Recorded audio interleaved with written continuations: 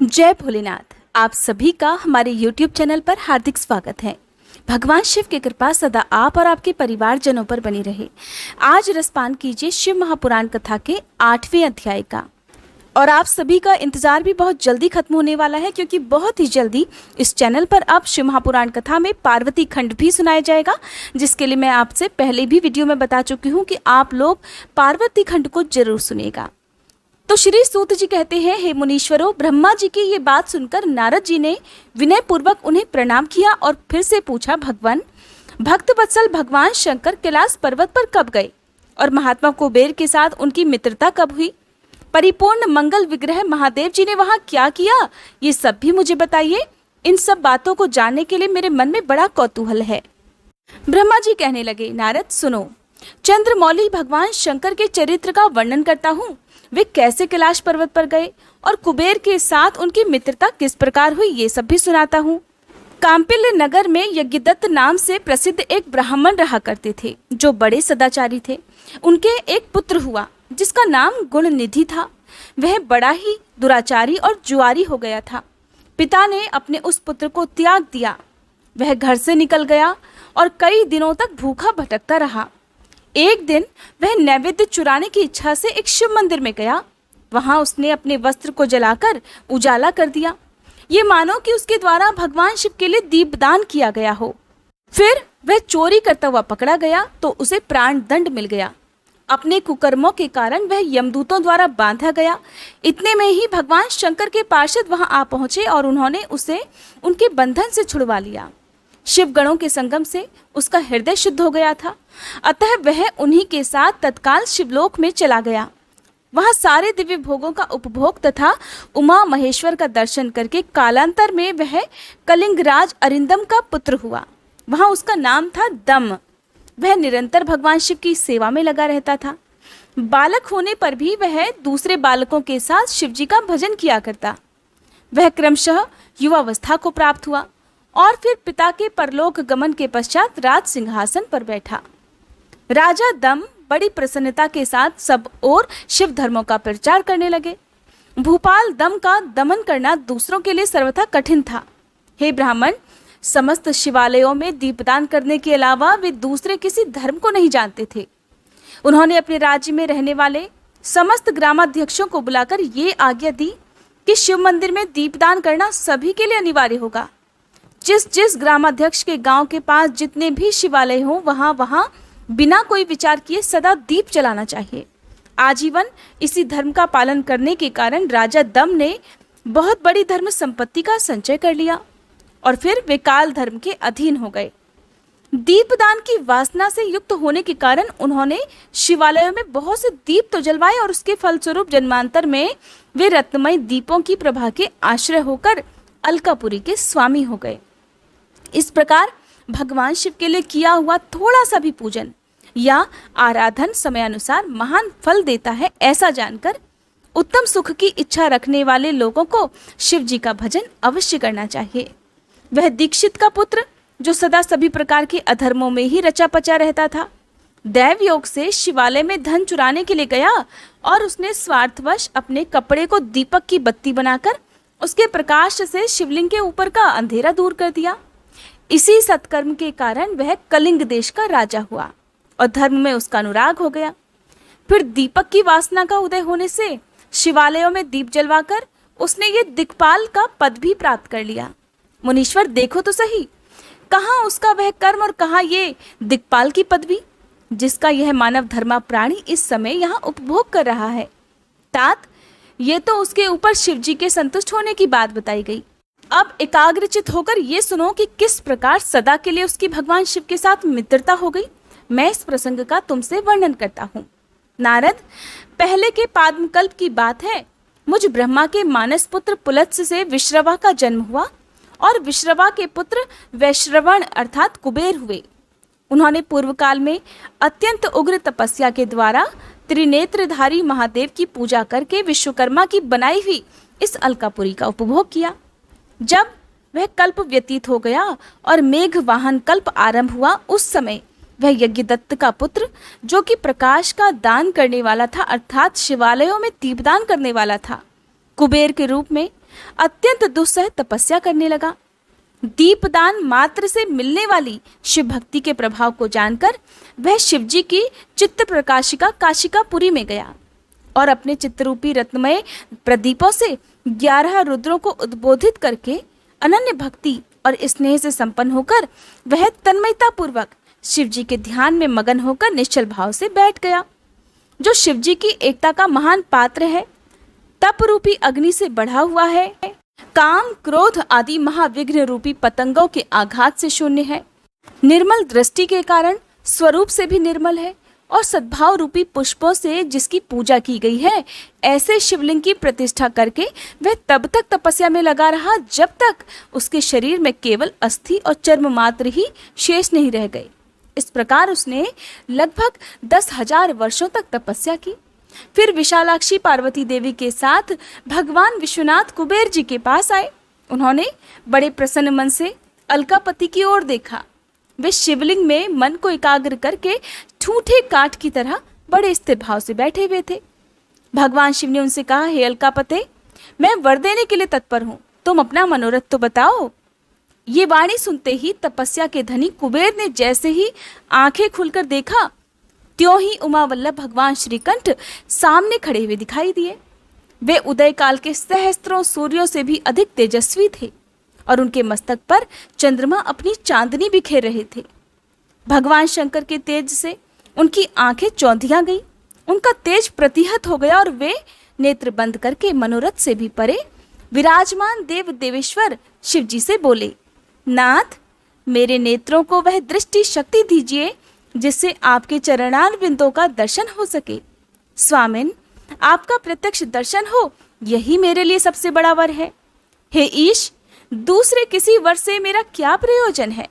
चंद्रशेखर, आपको मेरा नमस्कार है। कुबेर की ये बात सुनकर देवाधिदेव उमापति ने अपनी हथेली से उनका स्पर्श करके उन्हें देखने की शक्ति प्रदान की। दृष्टि शक्ति मिल जाने पर यज्ञदत्त के उस पुत्र ने आंखें फाड़ फाड़ कर पहले उमा की ओर ही देखना प्रारंभ कर दिया। मन ही मन सोचने लगा कि भगवान शंकर के समीप ये सर्वांग सुंदरी कौन है। इसने कौन सा ऐसा तप किया है कि जो मेरी भी तपस्या से बढ़ गया है। ये रूप, ये प्रेम, ये सौभाग्य और ये असीम शोभा, सब कुछ तो अद्भुत है। वह ब्राह्मण कुमार बार बार यही कहने लगा। जब बार बार यही कहता हुआ वह क्रूर दृष्टि से उनकी ओर देखने लगा, तब वामा के अवलोकन से अर्थात वामा के देखने से अर्थात देवी के देखने से उसकी बाईं आंख फूट गई। फिर देवी पार्वती ने महादेव जी से कहा, प्रभो, ये दुष्ट तपस्वी बार बार मेरी ओर देखकर क्या बकवास कर रहा है। आप मेरी तपस्या के तेज को प्रकट कीजिए। देवी की ये बात सुनकर भगवान शिव ने हंसते हुए उनसे कहा, उमे, ये तुम्हारा पुत्र है। ये तुम्हें क्रूर दृष्टि से नहीं देखता, बल्कि तुम्हारी तपह संपत्ति का वर्णन कर रहा है। जानना चाहता है कि आपने ऐसा कौन सा तप किया है जिसके बाद आप मेरे समीप बैठने का सौभाग्य प्राप्त किए हुए हैं। देवी से ऐसा कहकर भगवान शिव पुनः उस ब्राह्मण कुमार से बोले, वत्स, मैं तुम्हारी तपस्या से संतुष्ट होकर तुम्हें वर देता हूँ। तुम निधियों के स्वामी और गुह्यकों के राजा हो जाओ। सुवृत, यक्षों, किन्नरों और राजाओं के भी राजा होकर पुण्य जनों के पालक और सबके लिए धन के दाता बनो। मेरे साथ तुम्हारी सदा मित्रता बनी रहेगी और मैं नित्य तुम्हारे निकट निवास करूंगा। मित्र, तुम्हारी प्रीति बढ़ाने के लिए मैं अलका के पास ही रहूंगा। आओ, इन उमा देवी के चरणों में साष्टांग प्रणाम करो, क्योंकि ये तुम्हारी माता हैं। महाभक्त यज्ञदत्त कुमार, तुम अत्यंत प्रसन्न चित्त से इनके चरणों में गिर जाओ। ब्रह्मा जी कहते हैं, नारद, इस प्रकार वर देकर भगवान शिव ने पार्वती देवी से फिर कहा, देवेश्वरी, अब तो इस पर कृपा करो। हे तपस्विनी, ये तुम्हारा पुत्र है। भगवान शंकर के ऐसे वचन सुनकर जगदम्बा पार्वती ने प्रसन्नचित होकर यज्ञदत्त कुमार से कहा, वत्स, भगवान शिव में तुम्हारी सदा निर्मल भक्ति बनी रहे। तुम्हारी बाईं आंख तो फूट ही गई, इसलिए एक ही पिंगल नेत्र से युक्त रहो। महादेव जी ने जो वर दिए हैं वे सब उसी रूप में तुम्हें सुलभ हो। पुत्र, मेरे रूप के प्रति ईर्ष्या करने के कारण तुम कुबेर नाम से प्रसिद्ध हो गए। इस प्रकार कुबेर को वर देकर भगवान महेश्वर देवी पार्वती के साथ अपने विश्वेश्वर धाम में चले गए। इस तरह कुबेर ने भगवान शंकर की मैत्री प्राप्त की और अलकापुरी के पास जो कैलाश पर्वत है वह भगवान शंकर का निवास हो गया। श्री ब्रह्मा जी कहते हैं, हे नारद, हे मुने, कुबेर के तपोबल से भगवान शिव का जिस प्रकार पर्वत श्रेष्ठ कैलाश पर शुभागमन हुआ वह प्रसंग भी सुनो। कुबेर को वर देने वाले विश्वेश्वर शिव जब उन्हें निधिपति होने का वर देकर अपने उत्तम स्थान को चले गए, तब उन्होंने मन ही मन इस प्रकार विचार किया, ब्रह्मा जी के ललाट से जिनका प्रादुर्भाव हुआ है तथा जो प्रलय का कार्य संभालते हैं वे रुद्र मेरे पूर्ण स्वरूप हैं, अतः उन्हीं के रूप में मैं गुह्यकों के निवास स्थान कैलाश पर्वत को जाऊंगा। उन्हीं के रूप में मैं कुबेर का मित्र बनकर उसी पर्वत पर विलास पूर्वक रहूंगा और बड़ा भारी तप करूंगा। शिव जी की इस इच्छा का चिंतन करके उन रुद्रदेव ने कैलाश जाने के लिए उत्सुक डमरू बजाया। डमरू की वह ध्वनि जो उत्साह बढ़ाने वाली थी तीनों लोकों में व्याप्त हो गई। उसका विचित्र और गंभीर शब्द आह्वान की गति से युक्त था, अर्थात सुनने वालों को अपने पास आने के लिए प्रेरित कर रहा था। उस ध्वनि को सुनकर मैं तथा श्री विष्णु आदि सभी देवता, ऋषि, मूर्तिमान, आगम, निगम और सिद्ध वहां आ पहुंचे। देवता और असुर आदि सब लोग बड़े उत्साह में भरकर वहां आए। भगवान शिव के समस्त पार्षद तथा सर्वलोक वंदित महाभाग गणपाल जहां कहीं भी थे वहीं से पहुंच गए। इतना कहकर ब्रह्मा जी ने वहां आए गणपालों का नामोल्लेख पूर्वक विस्तृत परिचय दिया। फिर इस प्रकार कहना प्रारंभ किया। वे कहने लगे, वहां असंख्य महाबली गणपाल पधारे। वे सब के सब सहस्त्रों भुजाओं से युक्त थे और मस्तक पर जटा का मुकुट धारण किए हुए थे। सभी चंद्रचूर्ण, नीलकंठ और त्रिलोचन थे। हार, कुंडल, केयूर तथा मुकुट आदि से अलंकृत थे। वे मेरे श्री विष्णु के तथा इंद्र के समान तेजस्वी जान पड़ते थे। अणिमा आदि 8 सिद्धियों से घिरे थे तथा करोड़ों सूर्यों के समान उद्भासित हो रहे थे। उस समय भगवान शिव ने विश्वकर्मा को उस पर्वत पर निवास स्थान बनाने की आज्ञा दी। अनेकों भक्तों के साथ अपने और दूसरों के रहने के यथा योग्य आवास तैयार करने का आदेश उन्हें दिया। हे मुने, तब विश्वकर्मा ने भगवान शिव की आज्ञा अनुसार उस पर्वत पर जाकर शीघ्र ही नाना प्रकार के ग्रहों की रचना की। फिर श्री हरि की प्रार्थना से कुबेर पर अनुग्रह करके भगवान शिव सानंद कैलाश पर्वत पर गए। उत्तम मुहूर्त में अपने स्थान में प्रवेश करके भक्त वत्सल परमेश्वर शिव ने सबको प्रेम दान दे स्नात किया। इसके बाद आनंद से भरे हुए श्री विष्णु आदि समस्त देवताओं, मुनियों और सिद्धों ने भगवान शिव का प्रसन्नतापूर्वक अभिषेक किया।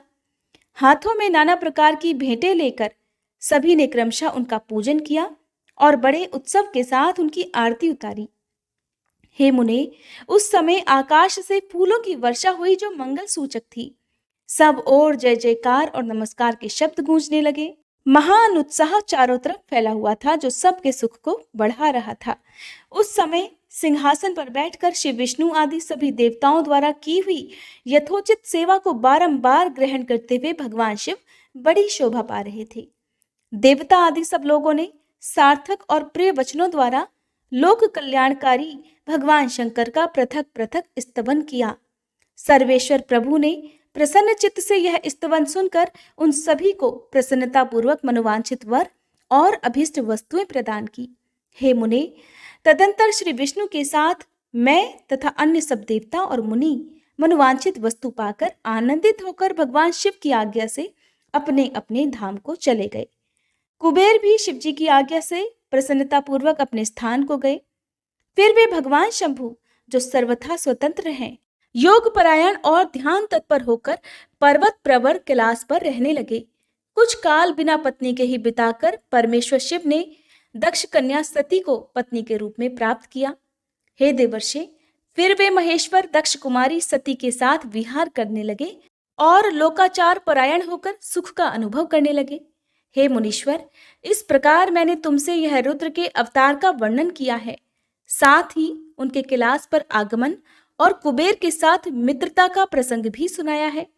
कैलाश के अंतर्गत होने वाली उनकी ज्ञान वर्धिनी लीला का भी वर्णन किया, जो कि इस लोक और परलोक में सदा संपूर्ण मनोवांछित फलों को देने वाली है।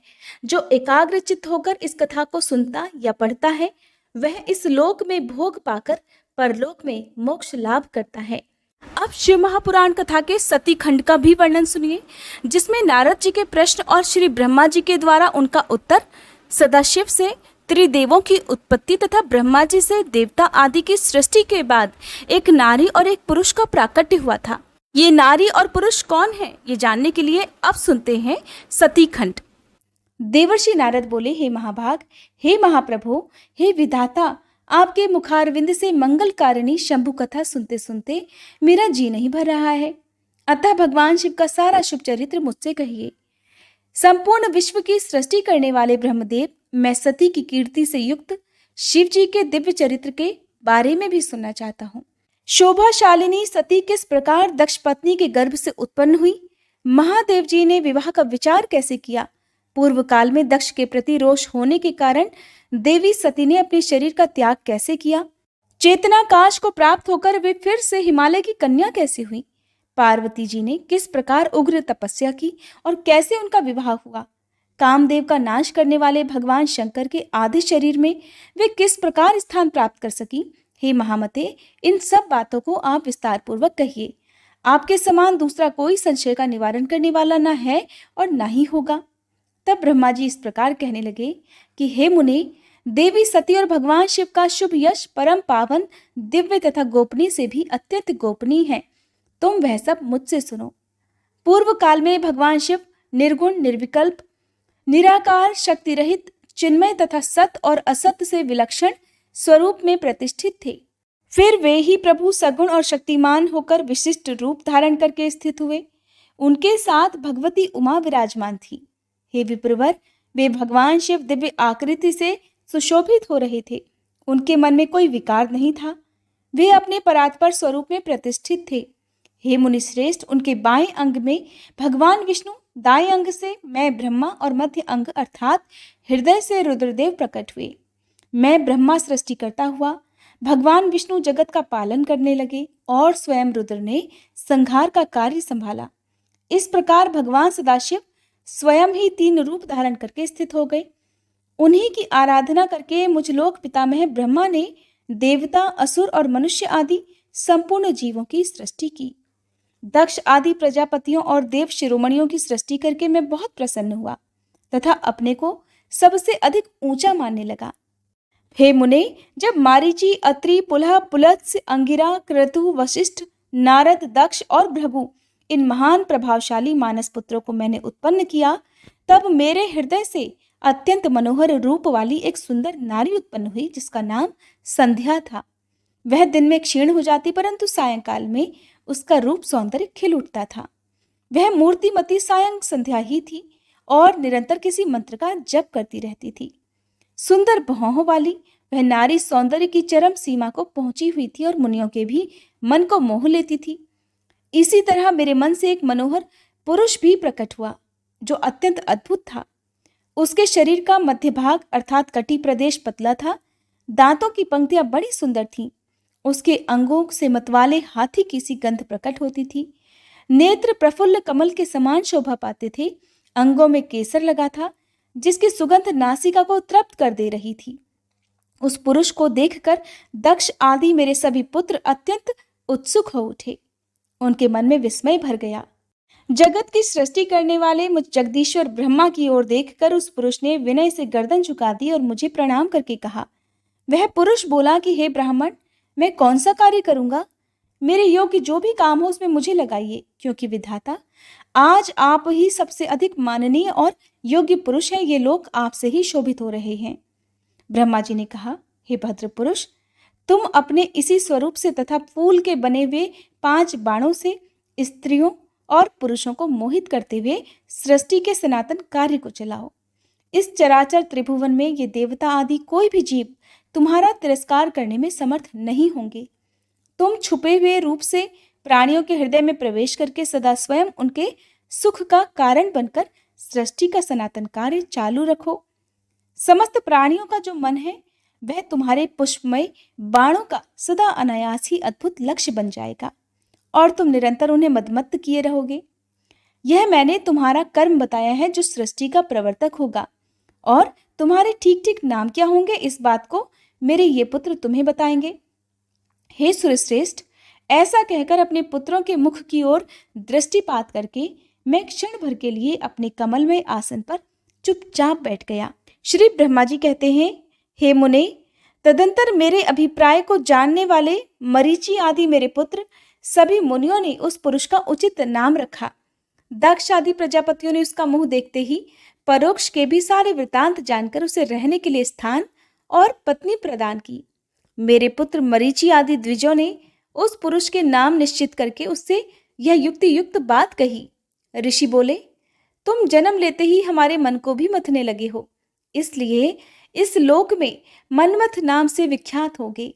हे मनोभव, तीनों लोकों में तुम इच्छानुसार रूप धारण करने वाले हो। तुम्हारे समान सुंदर दूसरा कोई नहीं है, अतः काम रूप होने के कारण तुम काम नाम से भी विख्यात हो। लोगों को मनमत्त बना देने के कारण तुम्हारा एक नाम मदन भी होगा। तुम बड़े दर्प से उत्पन्न हुए हो, इसलिए दर्पक भी कहलाओगे, और सदर्प होने के कारण ही जगत में कंदर्प नाम से भी तुम्हारी ख्याति होगी। समस्त देवताओं का सम्मिलित बल पराक्रम भी तुम्हारे समान नहीं होगा, अतः सभी स्थानों पर तुम्हारा अधिकार होगा और तुम सर्वव्यापी होगे। जो आदि प्रजापति हैं वे ही ये पुरुषों में श्रेष्ठ दक्ष तुम्हारी इच्छा के अनुरूप पत्नी स्वयं तुम्हें देंगे। वह तुम्हारी कामनी अर्थात तुमसे अनुराग रखने वाली होगी। श्री ब्रह्मा जी ने कहा कि हे मुने, तदंतर मैं वहां से अदृश्य हो गया। इसके बाद दक्ष मेरी बातों का स्मरण करके कंदर्प से कहने लगे, कामदेव, मेरे शरीर से उत्पन्न हुई मेरी यह कन्या सुंदर रूप और उत्तम गुणों से सुशोभित है। इसे तुम अपनी पत्नी बनाने के लिए ग्रहण करो। यह गुणों की दृष्टि से सर्वथा तुम्हारे योग्य है। हे महातेजस्वी मनोभव, ये सदा तुम्हारे साथ रहने वाली और तुम्हारी रुचि के अनुसार चलने वाली होगी। धर्मतः ये सदा तुम्हारे अधीन रहेगी। ऐसा कहकर दक्ष ने अपने शरीर के पसीने से प्रकट हुई उस कन्या का नाम रति रखकर उसे अपने आगे बैठाया और कंदर्प को संकल्प पूर्वक सौंप दिया। नारद, दक्ष की वह पुत्री रति बड़ी रमणी और मुनियों के मन को भी मोह लेने वाली थी। उसके साथ विवाह करके कामदेव को भी बड़ी प्रसन्नता हुई। अपनी रति नामक सुंदर स्त्री को देखकर उसके हाव भाव आदि से अनुरंजित होकर कामदेव मोहित हो गया।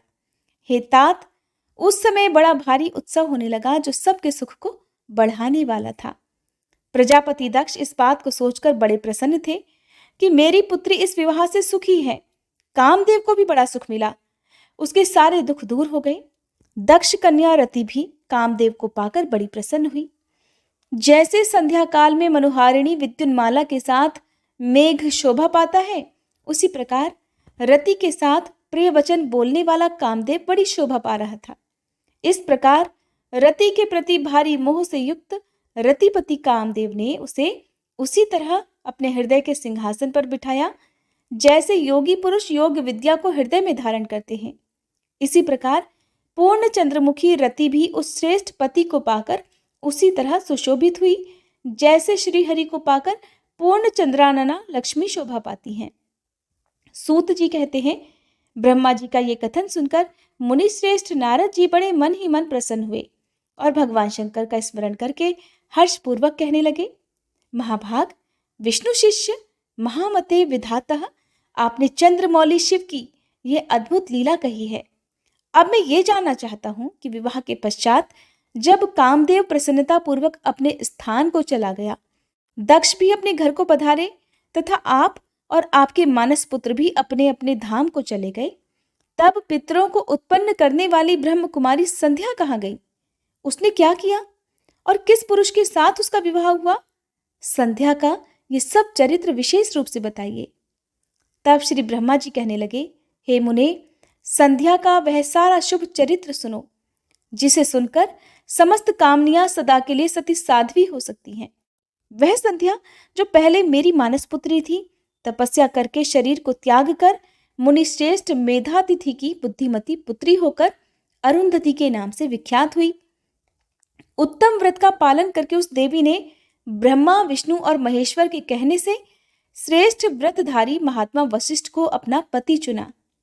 वह सौम्य स्वरूप वाली देवी सबकी वंदनीय और पूजनीय श्रेष्ठ पतिव्रता के रूप में विख्यात हुई।